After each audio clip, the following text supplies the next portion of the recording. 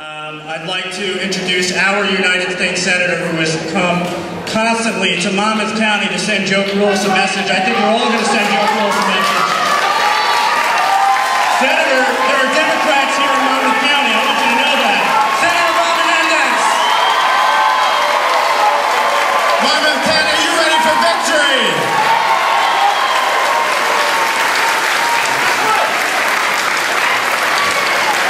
Well,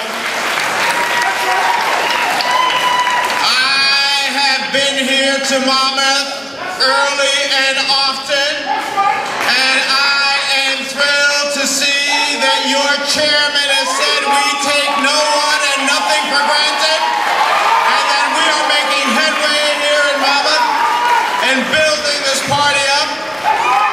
So I want to salute your chairman and all of the Monmouth County Democrats who, it's easy to be a Democrat in Hudson or Essex County. It's a little more difficult than Monmouth County, but if anybody wondered, look at what's happening here today. Now,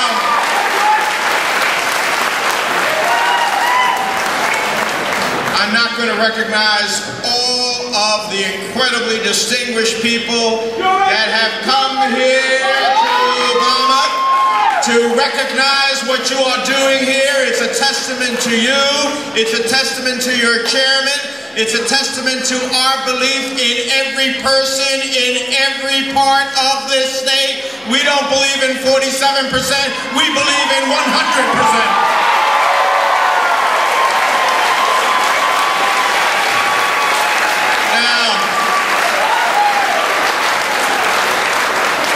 You got a great group of local candidates for county office because we build from the bottom up, and Steinhorn, Shea, and Levin have to be elected in this election, so it's incredibly important that we remember them as we're pulling down this ballot. Now, this election is far beyond the president, although we obviously need to re-elect him. It is far beyond me in the United States Senate. It is far beyond Frank Pallone or Froelich. This election is about our country and what morning in America looks like on the 7th of November. This election has two different visions of what morning in America looks like. One of those visions held by our opponent takes us back to the very policies and politics that got us into the mess that we've been cleaning up for the last 4 years. It is the policies of adventurism abroad that took us to Iraq and Afghanistan, 2 wars unpaid for, put on the next generation of Americans, one that we should have never been in, one that I am proud I voted against in the House of Representatives, the war on Iraq, which should never have happened.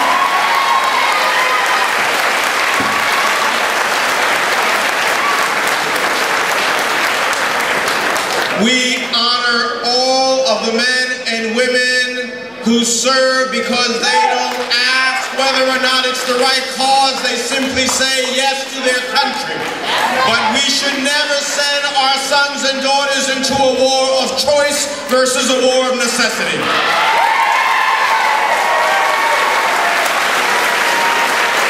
The same vision that sent us there, allowed not for a free market, which we as Democrats believe in, but a free-for-all market where large financial institutions got to make risky bets that became the collective responsibility of everybody in this country. Now, I don't know, but when I make a mistake, I have to pay for my mistake. When they make a mistake, they should pay for their mistakes as well.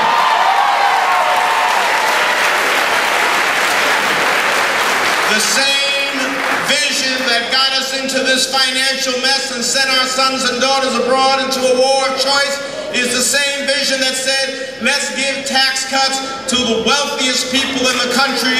We have no problem with wealth. we'd like everybody to achieve it, but my God, when you've made it and your country needs you, the last thing you need is for all of us to give more to all those who already have so much. And so this whole idea of trickle down, the last thing something trickled down on me, I didn't really care for it. So it's a far different view. This is the same group of visions like Governor Romney, who says that you deserve the education you can afford. Well, if that's the case, then as someone who grew up poor in a tenement, the first in my family to go to college, I would have never gone to St. Peter's College, I would have never gone to Rutgers Law School, and I wouldn't be the United States Senator today. We need to make sure that each and every one of our children, willing to work hard and having the ability, can achieve their college education. We have a different vision.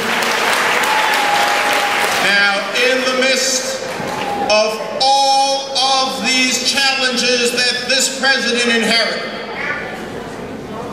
these two wars raging abroad, the whole consequence of an economy that was on the verge, not of a great recession, but a near depression, because of the policies that had gone astray, a marketplace that was totally unregulated, and a tax policy that didn't help working families and middle-class families, but did blow our debt.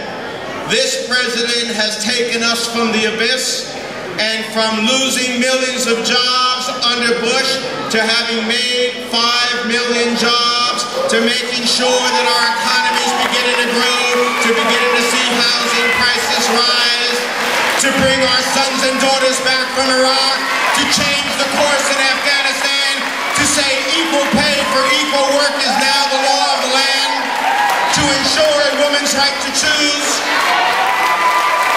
and to make sure that in the greatest country on the face of the earth, none of our citizens go to sleep at night worried that they are one illness away from bankruptcy and that they have historic health care coverage in America.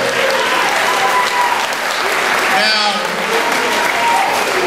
we would have made greater progress. We would have made greater progress. But here's what happened. When the Republican leader of the Senate, Mitch McConnell, for the last year and a half says, my #1 priority is to make Barack Obama a one-term president, and then uses the tools and the rules of the Senate and the filibuster to stop progress on every single jobs program and economic empowerment program, well, their idea is, the president fails, we win. Well, it's not about the president failing, it's about the country failing at one of its most critical times. So in this election, we must use the power of our vote to reject the politics of failure and endorse the politics of progress and prosperity for our country. In 2008, we voted to change the guard. In 2012, we must vote to guard the change we made in 2008. I don't know about you, but when I get in my car and I want to move forward, I put it into D for Democrat and I drive into the future. If I want to go backwards, I put it into R for Romney, Ryan, and Republicans. We don't want to go backwards, we want to move forward. We want to have progress. We want to create prosperity. We want to win this election.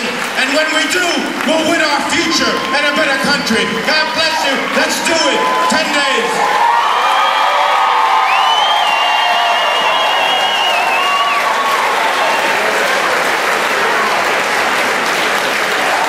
My name is Giuseppe Grillo, and I'm the chairman of the Asbury Park Democrats. I am a proud Democrat. I'm a proud Monmouth County Democrat, and I am a proud resident of Asbury Park City. I have no doubt that both Governor Romney and President Obama feel the same way about faith and family. But one thing that makes us Democrats is that sense of shared responsibility to our community. not just one part of the community, not just one group of residents, but all of Asbury Park. With a President Romney, God forbid, all of that is off the table. Allocation of funds for job creation, allocation of funds for the West Side Community Center, allocation of funds for more police, that's all off the table. With President Obama and re-electing President Obama, that is all on the table. And that's what we want, on the table. Food on the table, more money on the table, jobs on the table. See, we Democrats, we believe in a social contract, that we're all in this together. All of these major leaders up here, we're all in this together with the community.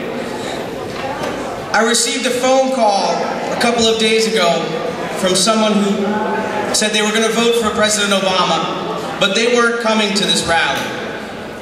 They said to me, "Don't you know what's going on in Asbury Park?" They said, "Don't you read the papers? Don't you know that no one will show up?"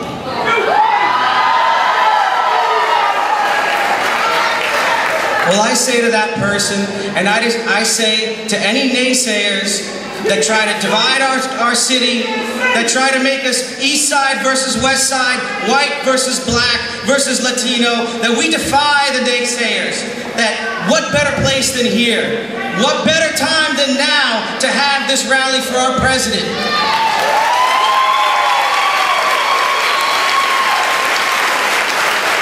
Because when a young man gets gunned down on one part of town, we're all in this together. That affects me. When a little girl can't get an education because her parents are working 3 jobs each, that affects my daughter. We're all family here. We're all united.